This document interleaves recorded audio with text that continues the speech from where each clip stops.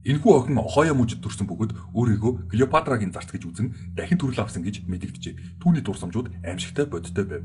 1963 онд Ohio мужийн Ashford хэмээх нам гүм тосгонд Эмилийн нэртэй нэгэн бяцхан охин мэндэлжээ. Бага наснаасаа эхлэн тэрээр эцэг ихээ тайлбарлах аргагүй хачин зүйлс ярьдаг байв. 4 настай Эмили ээжтэй би өмнө нь Египтэд амьдарч байсан. Клеопатрагийн зарц байсан гэж хэлжээ.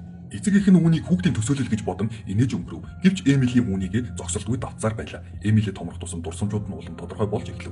6 настайдаа тэрээр хинч зааж өгөөгүй байхад эртний Египтийн тэмдэгтүүдийг зурж бичиж чаддаг байв. Тэрээр хааны ордныг яг л тэнд амьдарч байсан гэдгээр ярьж сүр жавхлантай чулуушаал үнэртэй усны онцгой өндрийг тодорхой дүрсэлдэг байв. Эмили 18 нас хүрэх үед эцэг эхийн түүнийг Египтэд аялуулахаар шийджээ. Тэд энэ бүх явдлын учрыг олоход сонирхож байсан ч итгэл төгс биш байлаа. Гэвч Египтэд ирээд Эмили эртний пирамидын танхимуудаар яг л тэнд өмнө байсан мэд чөлөөтэй алхаж эхлэв. Тэрээр хинч мэдэхгүй өрөөнүүдийг зааж, нууц алхмуудыг явж, нууцлаг танхимуудыг нарийн тодорхойлсон байв. Нэгэн үед Эмили жижиг өрөөний өмнө зогсож энд би унтдаг байсан гэж хэлжээ. Эцэг их нь гайхсан ч аялалд зориулсан газрын зурагт тийм өрөөний талаар дурдсан зүйл огт байсангүй. Хэд хоногийн дараа тэд пирамид дотроос нэгэн нууцлаг бунхан олжээ. Тэр бунханд эртний Египтийн хувцастайгаар шарил хадгалагдаж байлаа. Хажиргалаа тэр шарил Эмилитэй яг адилхан харагдаж байв. Бунханд ямар ч тэмдэг тэмдэглэгээ байгаагүй дээр Эмили ч багасаа зурж байсан бэлэгдэл байжээ. Эмилигийн эцэг үүнийг тайлбарлах аргагүй байв. Зарим хүмүүс түүнийг Клеопатрагийн зарц байсан дахин төрөл авч дэлхийд эргэж ирсэн гэж үздэг ажээ.